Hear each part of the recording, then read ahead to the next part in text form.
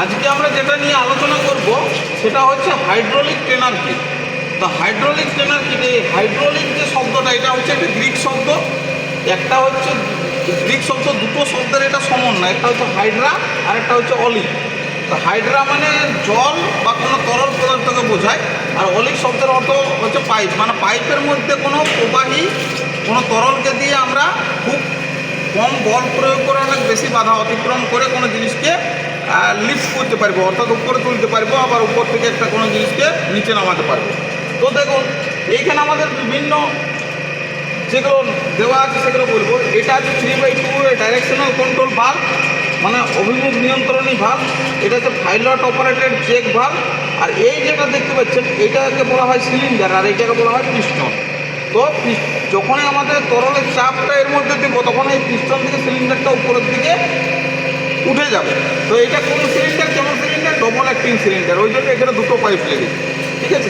Single acting cylinder হলে একটা পাইপেই কাজ হতো, আর ওটা তখন আমাদের নিউমেটিক মেশিনে বেশি ব্যবহার হয়, মানে 5/2 আর 3/2। তো এবার দেখুন এটা আছে one way flow control valve, মানে একদিক থেকে শুধু প্রবাহ যাবে, ঠিক আছে। এটা হচ্ছে pressure relief valve. Pressure relief valve বলতে এখানে যদি চাপ যদি বেশি পড়ে, অর্থাৎ প্রেসার বা চাপ যদি বেশি পড়ে, তাহলে সেইটাকে মুক্ত করা বা উপশম করা, সেটা হচ্ছে প্রেসার রিলিফ ভাল্বের কাজ। এটা হচ্ছে নন রিটার্ন ভাল্ব। নন রিটার্ন ভাল্ব মানে হচ্ছে শুধু একদিক থেকে প্রবাহিত হবে, অপর দিক থেকে ব্যাক ফ্লো হবে না, মানে রিটার্ন করবে না ফ্লোটা।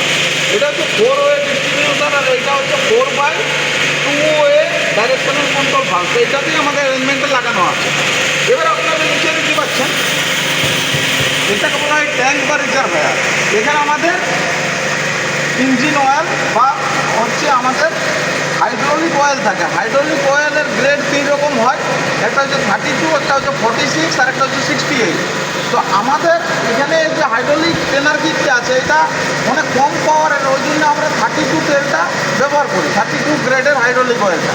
আর যদি আমাদের জেসিবি মেশিন এইসবে যদি হতো, জেসিবি এইসবে, তাহলে আমাদের 68টা লাগে।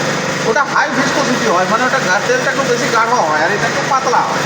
তো ঠিক আছে, তো এইখানে আপনারা দেখতে পাচ্ছেন এইখান থেকে আমাদের তেলটা একটু করতে, যখন আমরা মেশিনের ওখানে সুইচ দেওয়া আছে দেখুন, এই তেলটা বেরিয়ে এইটা দিয়ে কোথায় যাচ্ছে, এখানে ইন করছে, মানে এটা হচ্ছে ইনলেট।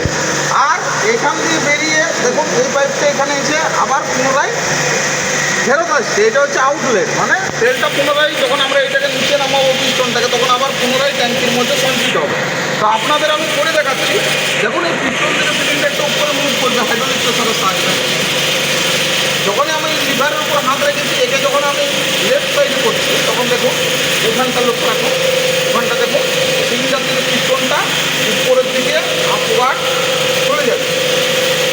আবার যখন আমরা তুলে দিলাম, এবার যখন তাকে ছেড়ে দিলাম, থেকে গেল। আবার যখন এই লিভারটাকে আমরা ডান দিকে ফেলবো, ডান দিকে পুশ করবো, তখন আবার এই পিস্টনটা সিলিন্ডারের মধ্যে প্রবেশ করবে।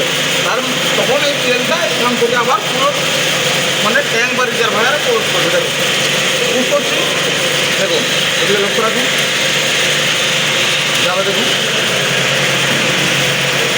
দেখুন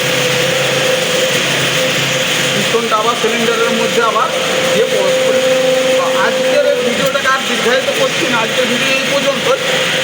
এই ধরনের আপডেটেড ভিডিও আপনারা প্রতি মুহূর্তে পেতে থাকলে আমার চ্যানেলটাকে প্লিজ সাবস্ক্রাইব করবেন এবং পাশে থাকা বেল আইকনটাতে প্রেস করবেন, যাতে আমার করা এই ধরনের ইনফরমেটিভ ভিডিও সবার প্রথম গিয়ে আপনাদের কাছে পৌঁছায়। ধন্যবাদ।